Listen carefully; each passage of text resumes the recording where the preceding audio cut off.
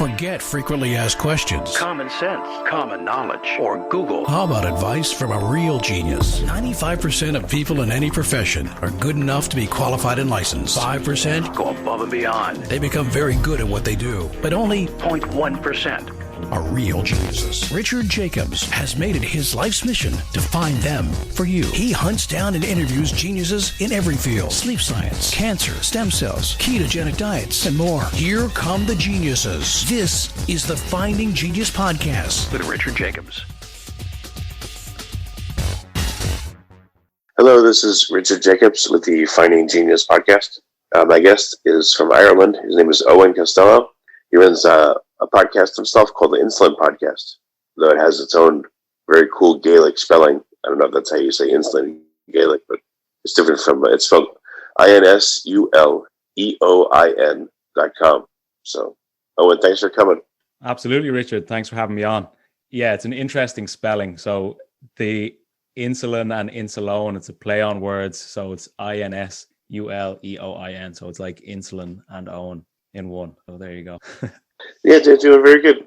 So tell me about your podcast. It's all about diabetes, it looks like, and what got you into it? Yeah, so just to give you a bit of a backstory, I was diagnosed with type 1 diabetes back in 2012. So I was 19 at the time, and I suppose much like everybody else who was diagnosed with type 1 diabetes, it comes as a massive shock. And it's something that I wasn't personally anticipating because I was always active, I was always healthy, I was always fit. So the thought of ever even associating the word diabetes with myself never even crossed my mind. I was somebody who thought that, diabetics were unhealthy and maybe overweight or didn't look after themselves. How wrong I was, how naive I was. So since my diagnosis in 2012, I have basically realized the importance of health and fitness, exercise, eating good foods, rest, educating yourself about your condition.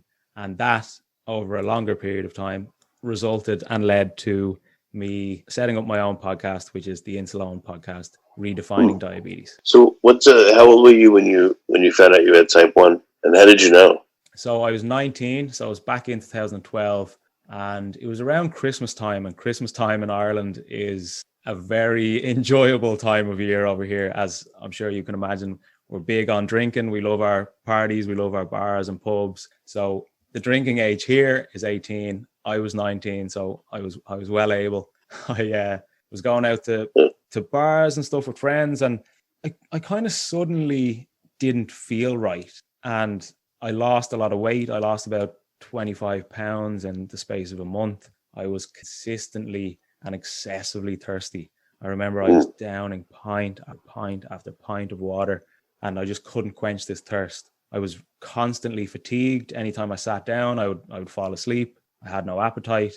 And I suppose because I was at the age of 19, you kind of have a mindset at that age thinking, I'm a young, healthy teenager. I'm invincible. Nothing can be wrong with me.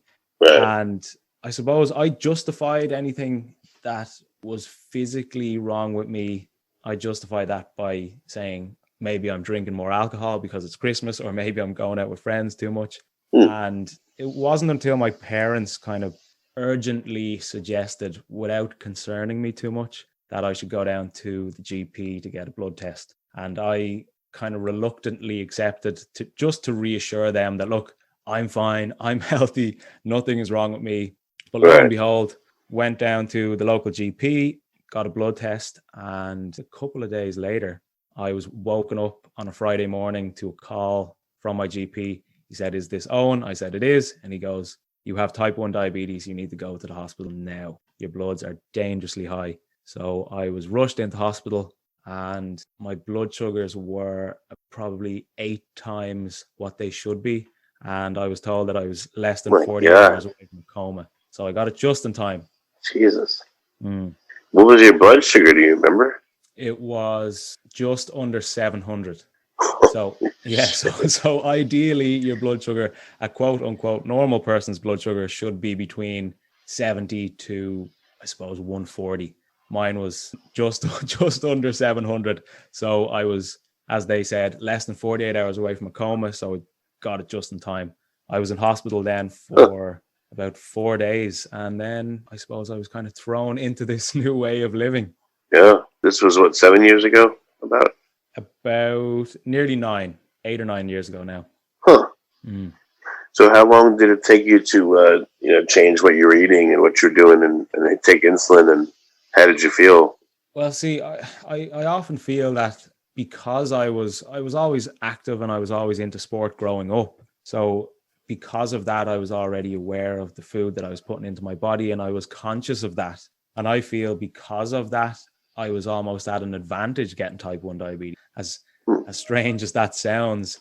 But I suppose I was kind of already in the routine of looking after myself. So I knew the influence that exercise would have. I knew the influence that eating healthier would have.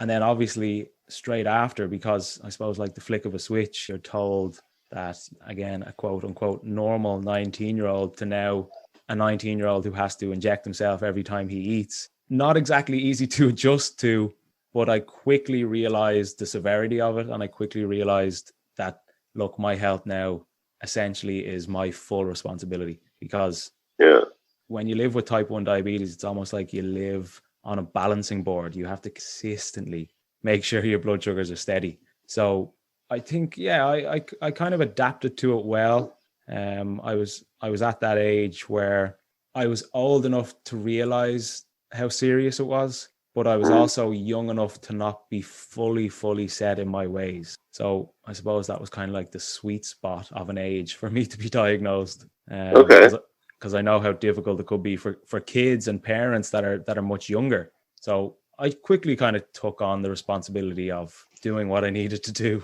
Well, what are some of the things that you need to do as a type 1 that regular folks don't even imagine, or even people with type 2 diabetes, they don't think about it?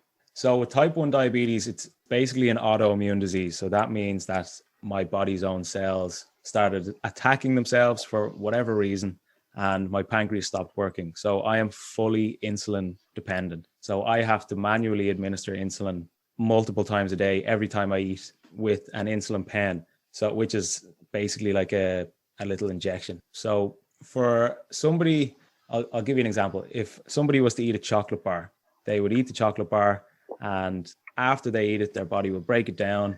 It will be released as glucose into their bloodstream. But when that release of glucose happens in their bloodstream, their pancreas will naturally secrete insulin to counteract that. Whereas in my body, because my pancreas stopped working, I don't secrete insulin naturally. So I have to externally administer insulin. Now, if I don't get my insulin calculations absolutely correct for each meal that I have, my blood sugar is either going to go too high because I don't have enough insulin, or it's going to go too low and I have too much insulin. So if my blood sugar goes high, basically I will start getting headaches. I will feel dehydrated, irritable, just weak and fatigued. If my blood sugar goes low, I probably have 10 to 15 minutes to treat that with glucose to bring it up. If I don't treat that within 10, 15 minutes, potentially I could go into a diabetic coma. So it's, when I say living your life on a balancing board every day, it's quite literal that I mean that. I don't know. I've heard that, I guess, certain diets can stabilize type 1 diabetics quite a bit. Have you encountered that? Or like, how do you manage your insulin in the right way? There's no way to reverse type 1 diabetes. It's you just get it or you don't. There's nothing you can do to bring it on. There's nothing you can do to prevent it. So it's just something that you have to live with for the rest of your life, essentially. But saying that, I can eat anything that I want. I just have to counteract that with insulin. Now, because I can physically eat anything that I want, doesn't necessarily mean that I should. So eating various types of food and different amounts of those foods massively benefit your blood sugar, massively benefit your overall diabetes management. So the best, I suppose, a good starting point for people is to have 1 unit of insulin per 10 grams carbohydrate. So if I was to eat a bowl of pasta, I would have to weigh out that pasta, calculate the amount of carbs in it, and then equate that to the amount of insulin that I need. So let's say there's 50 grams of carbs, I would need 5 units of insulin. Now, the less insulin that I take, the easier my diabetes is going to be to manage. So that's why a lot of diabetics will opt to stick to a relatively low carb diet because they'll require less insulin. And if you eat less insulin, it's easier to keep your blood sugar steady. But of course, you need to manipulate your diet in ways that are maintainable and that you can sustain for a long period of time. So if you say, I'm going to fully cut out carbs, it's not really going to work because you're not going to be doing that for the rest of your life. But personally, what I have found massively helpful is to eat high protein, high fiber, high fat, relatively low carb. So if I'm eating high protein and high fiber, the two of those can basically slow down the digestion of my food and help to regulate blood sugar a bit more throughout the day. It sounds very complicated talking to you, Richard, when I'm saying all these things. It is very complicated, but I hope you're understanding it a bit. Well, I mean, so it's kind of a blanket statement, just have that stuff, but to what degree does it help you, and what's some of the specifics you've come up with? Like, do you have certain prepackaged stuff that you'll have at certain points in the day on you, and you have it, and that blunts the effect of the needed insulin? Like, literally, what do you do throughout the day? So I will generally stick to the same types of food each day because I can predict and anticipate how my blood sugar is going to react to those foods. So in the morning, I'll have only protein and fats. So that's generally eggs and avocados. Lunchtime or before lunch, I'll have, say, porridge. With that, I'll weigh it out, 100 grams. That's roughly 60 grams of carbs. So I need to take 6 units of insulin for that. Now, when I'm taking my insulin for that, I have to time my insulin because if I eat my porridge, that's going to spike my blood sugar faster than my insulin will start acting in my body. So I have to take my insulin 10, 15, 20 minutes before I eat so that when I eat, my insulin can hopefully start working at the same time that my blood sugar starts to rise. Does that make sense? It sounds like a real pain. I mean, Yeah. Yeah, what do you do if you're out and about? Like, how do people manage if they're traveling or if they're with friends or at work? That's when things can get complicated for people because diabetes loves routine. It's easier for you to manage things when, as I said, you can predict and anticipate what you're going to be doing for the day, how your body may react to exercise, how your body may react to the food that you're eating. So when you step out of that, it can be very difficult to manage because if you're traveling, as we both know, I'm sure, when you travel, unpredictable things can happen at any time. You're going to be eating different foods. You're going to be going different places. You might be more stressed. It can be a lot more difficult when you're moving around, when you're out of that routine. So for me, from my own experience, I have found in those sort of situations, if I can stick as closely as possible to the foods that I would typically eat, then I can manage things better. But I'll always have to carb count. I'll always have to try and calculate my meals. When I look at a plate of food, the first thing I see is numbers rather than the food itself, because I now habitually will calculate this many potatoes means 60 grams carbs, or this many fries leads to 80 grams carbs. So I'm constantly trying to make these calculations in my head when I see food. So it's easier when I know the food that I'm making.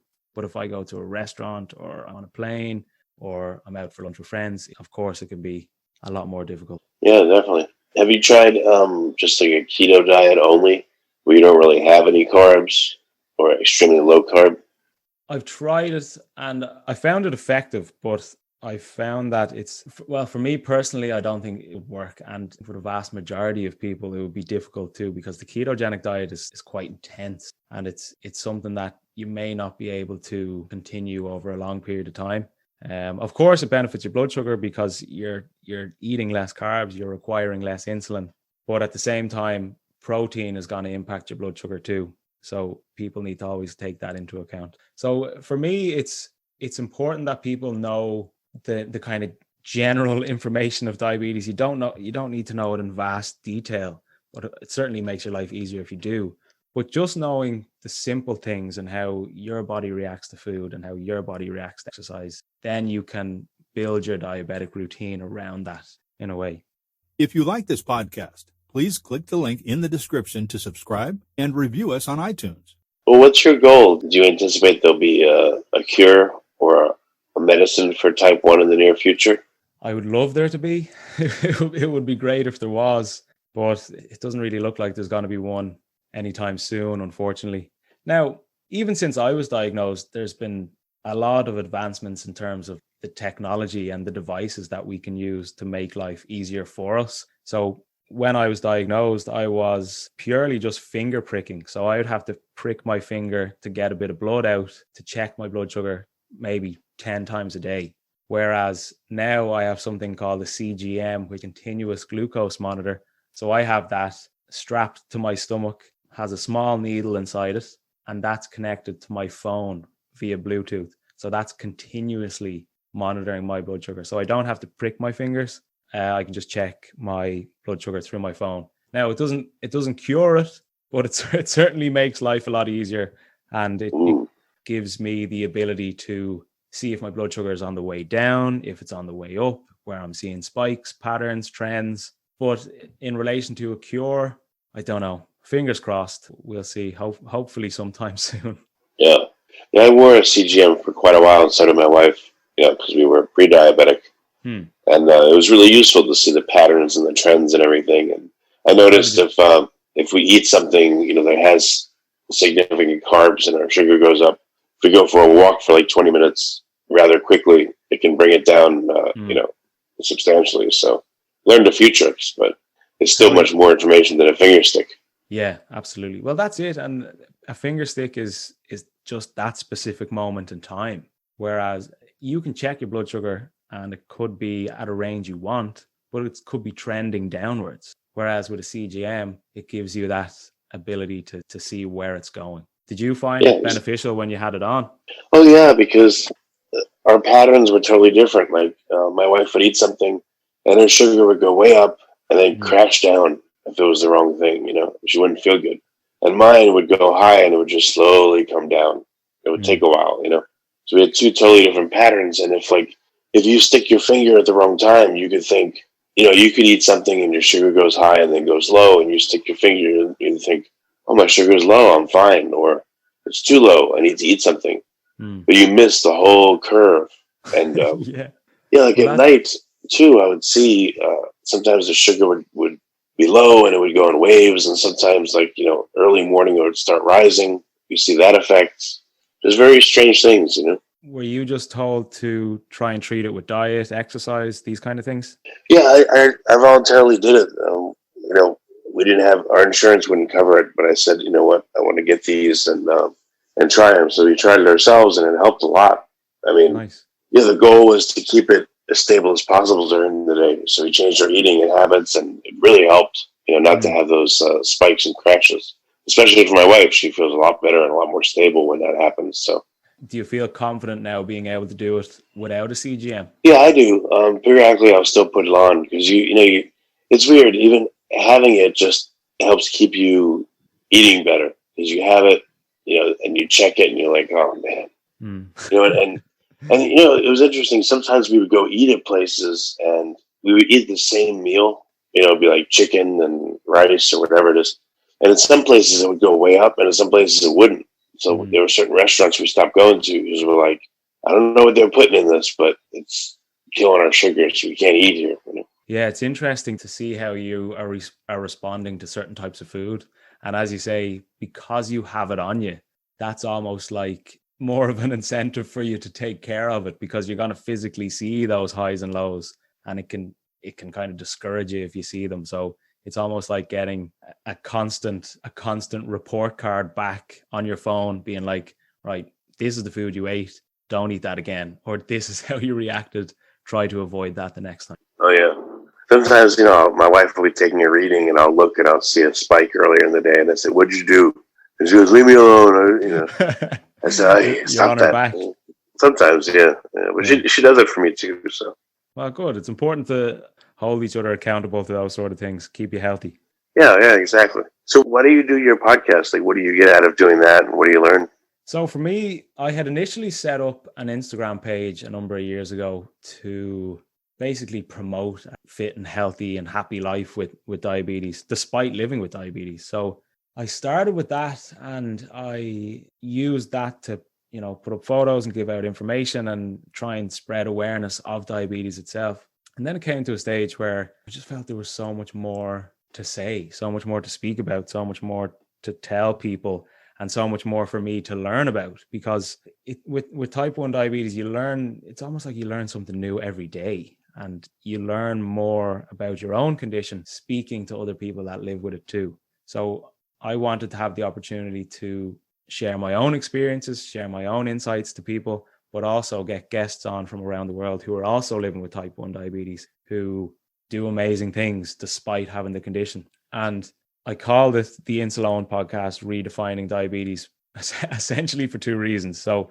I want to redefine diabetes for the general public. I feel that diabetes is one of the most widely known conditions around the world, but at the same time, it's so widely unknown. Like, you'll rarely find somebody who knows the word diabetes, knows that it's actually a condition that exists. But if you were to ask them the next questions about it, the simple facts about it, they wouldn't know. So redefining it for the general public, defusing some of the most stereotypical misconceptions that are out there, but also on the other side, and for me, more importantly, to try and redefine it to a diabetic themselves. Because when you live with type 1 diabetes, because it is so time consuming, it's massively overwhelming at times, it can completely consume your mind. For me, it's important to express to people that, look, you can do anything you want with the condition, and it shouldn't hold you back from anything you want.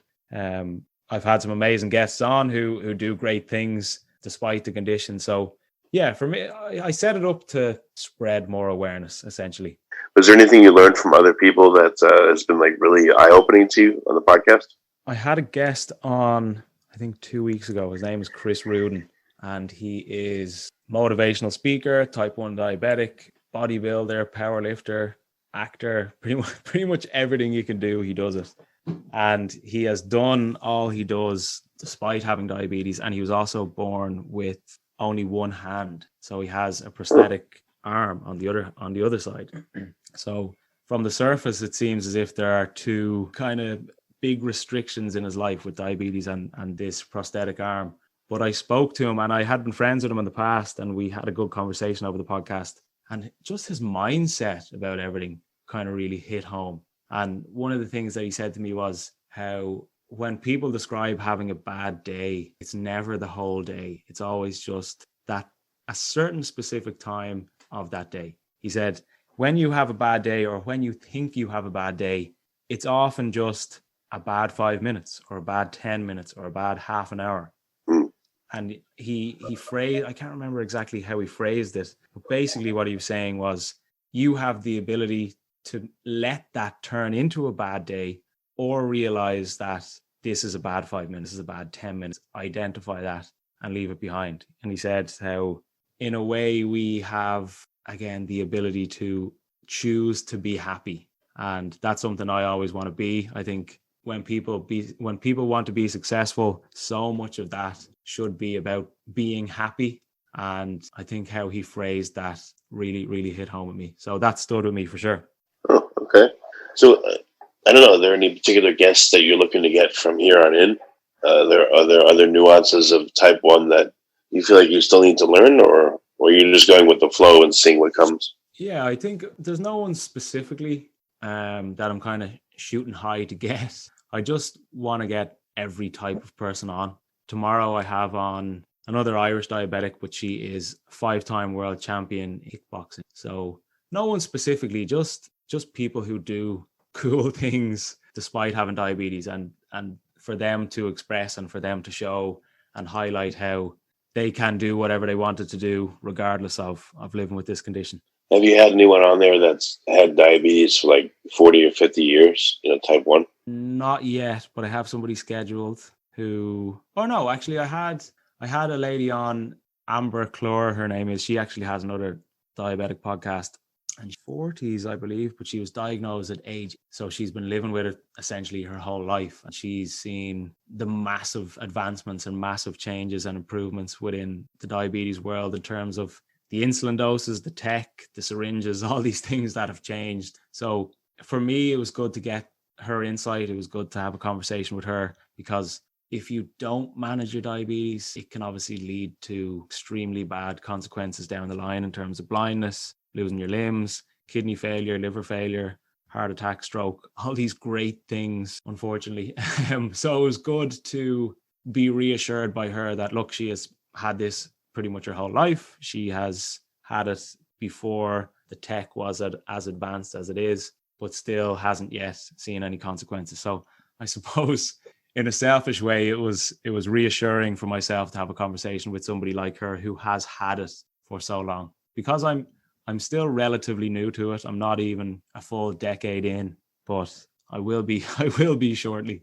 Yeah, I've heard that there are people that have had it for many, many years and they're okay. So it's possible for you to be too. It's a good feeling, you know? Yeah, absolutely. And I think that's why it's so important for you to prioritize your blood sugar management each day, because doing the things that we know we need to do every day will lead to less of a chance of long-term complications. So it's important that you consistently prioritize it. Like most things, everybody should be prioritizing their health. Well, how do you keep the willpower if there's something that you want to have and you're like, you just want to have it? What do you do? Well, for me, I'm not going to come on here and pretend like I'm perfect. No, nobody is. I'm far from it. And I have a sweet tooth, just like most people. So I obviously do have the burgers, the pizzas, the donuts, whatever it may be.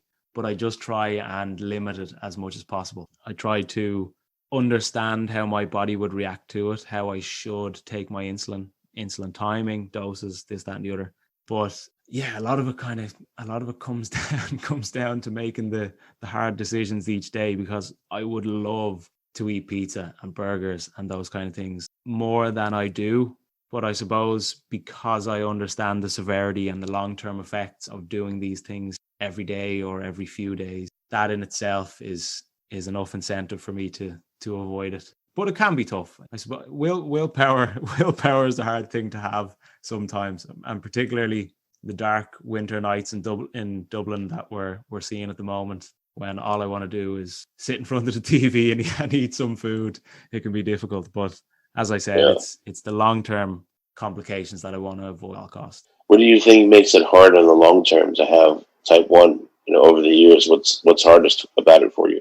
Good question. I suppose just sometimes the reality of it hits you and you realize that, whoa, I'm going to have this for the rest of my life. For somebody who's still relatively young, I'm only in my late 20s. So yeah, it's kind of hitting me right now as I speak about it. Oh, no.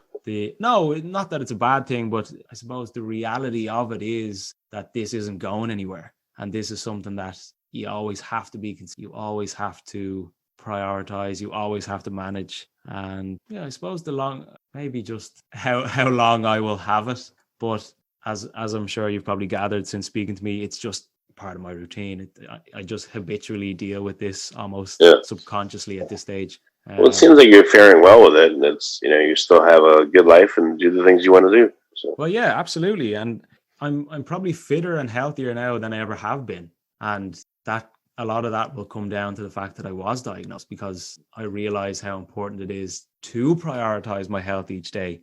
And I suppose if I wasn't diagnosed, I wouldn't have the business that I have. I wouldn't be doing the podcast. I wouldn't be speaking to all the people that I speak to. I wouldn't have made so many amazing friends that I have. So it's important for me, and I've always been like this, to look at the positives rather than, and it's certainly a negative, but I've flipped that on its head and I've made it into what it is, and it's part of my life and it's my business and it's what I do. And if I was given the opportunity not to be diagnosed, I wouldn't take it. So it's something that I've rolled with, and not even just specifically with diabetes. Everybody who lives their life always has their own thing. It might not be physical, it could be mental, it could be something that's holding you back or making things difficult. And it's important that you realize that, it's not easy, but there's always a positive you can take from something, no matter what it is. So that's what I feel I've done with diabetes. So I wouldn't take it back if I was given the opportunity. Well, that's good. That's good. So what's the best way for people to find your podcast? Where do they go? Yeah, so you can find my podcast on anywhere you listen to podcasts. So Spotify, iTunes, Acast, anywhere really. And it's the Insulin Podcast, Redefining Diabetes. You can find my website, which is insulin.com, ULEOIN, and on social media at Insulone, specifically Instagram. That's kind of my main platform. But yeah, you can listen to the podcast anywhere you like. Okay, excellent. Well, and any parting words, or people should check it out if they're interested in learning about type 1 and the ins and outs. Anything else I should have asked you? Yeah, absolutely. I think if you are listening to this podcast and you have diabetes yourself, you could have a sibling or a parent or a child that has diabetes, or you might just be interested in learning more about it yourself and not have any sort of connection to diabetes. It's a very, very easy to listen to podcast. Nice, short and snappy episodes, 25, 30 minutes. A lot of information in there, easy to understand, simplified, and I get some amazing guests on. So it's a good listen, if I don't say so myself. Excellent. Well, Eoin, thank you for coming on my podcast and telling people about it. So I appreciate it. Thank you, Richard. Greatly appreciate it. Good to chat with you. If you like this podcast, please click the link in the description to subscribe and review us on iTunes. You've been listening to the Finding Genius podcast with Richard Jacobs. If you like what you hear, be sure to review and subscribe to the Finding Genius podcast on iTunes or wherever you listen to podcasts. And want to be smarter than everybody else? Become a premium member at findinggeniuspodcast.com.